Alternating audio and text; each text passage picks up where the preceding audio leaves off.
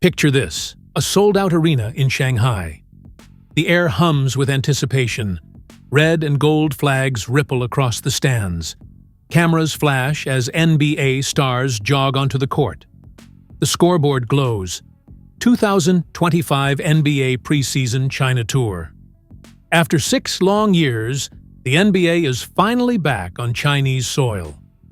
But this is no ordinary preseason. It's a statement.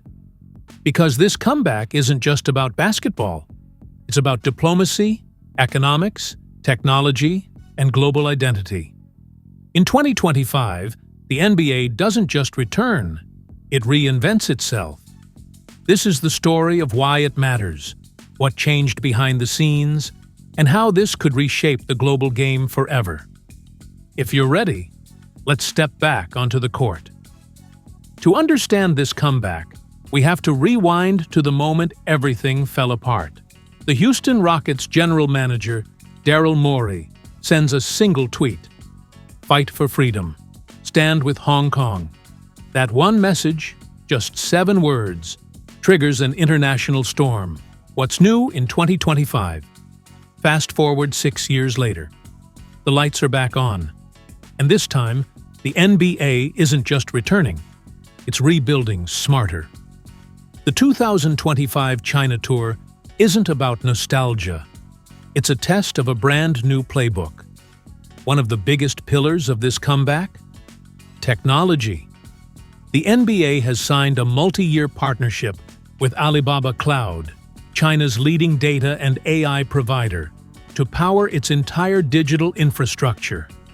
We're talking AI-driven analytics, localized fan engagement, and real-time streaming optimization built specifically for the Chinese internet ecosystem. Instead of importing the American experience, the NBA is designing a hybrid local-global model. That means Mandarin language commentary and content, Chinese social media integration through WeChat and Weibo, interactive fan experiences tailored for mobile-first audiences. And it goes deeper. Joint youth development programs are reopening. Chinese scouting pipelines are being revived, aiming to discover the next Yao Ming or Yi Jianlian.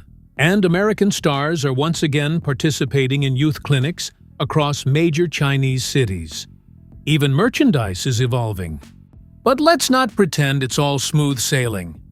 The 2025 return is a calculated risk, one that sits on fragile ground. Political tensions between the US and China still simmer beneath the surface.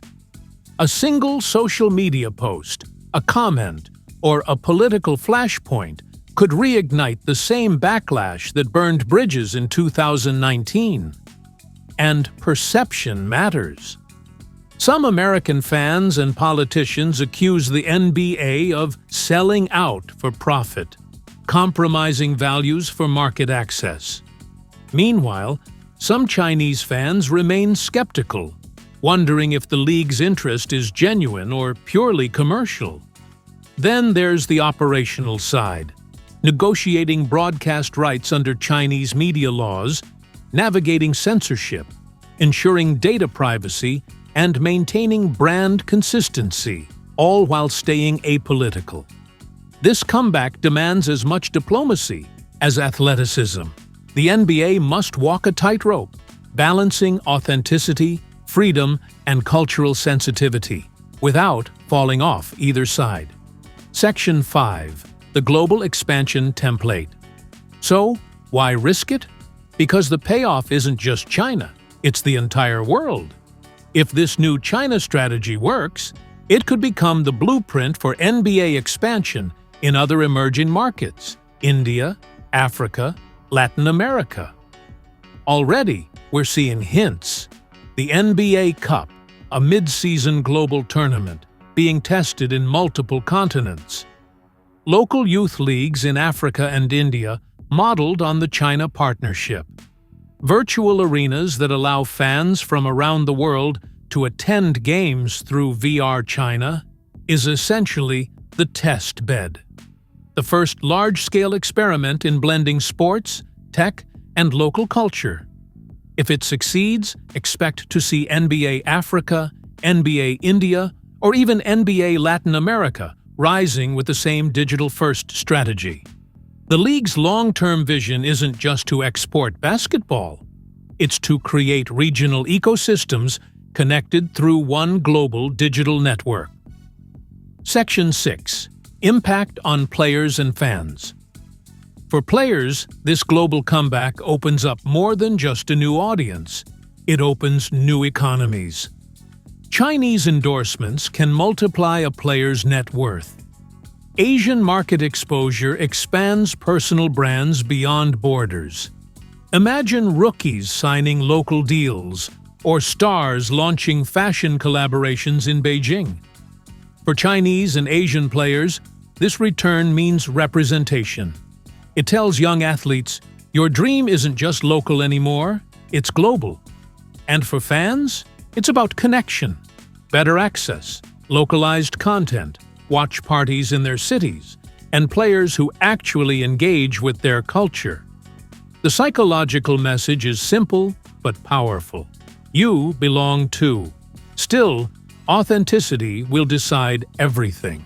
If fans sense the NBA is returning just for money, they'll tune out. But if it feels like genuine respect and partnership, the relationship can be rebuilt stronger than ever. Section 7. Predictions and scenarios. So, what happens next? Let's look ahead. Best case scenario.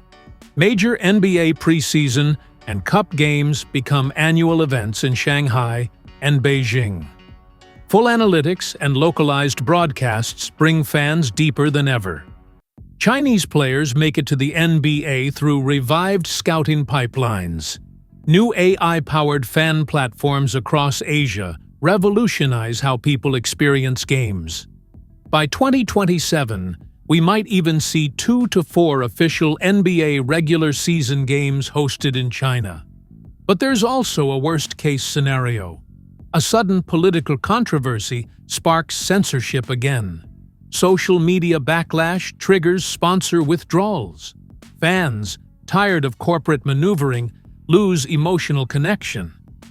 The NBA's China project, like a high-risk shot, will either swish or shatter.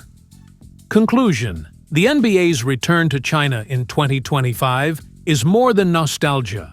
It's a story of ambition, reinvention, and the delicate art of globalization. This isn't a replay, it's a rebirth.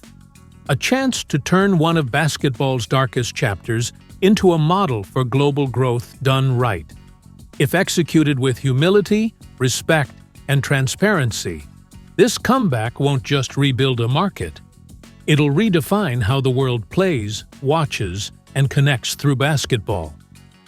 So, what do you think? Should the NBA set its sights next on India, Africa, Latin America? Drop your prediction in the comments. I'll be reading every one. And if you love deep dives into stories that shape the future of the game, hit like, tap subscribe, and turn on notifications. Because this comeback could define basketball's next decade.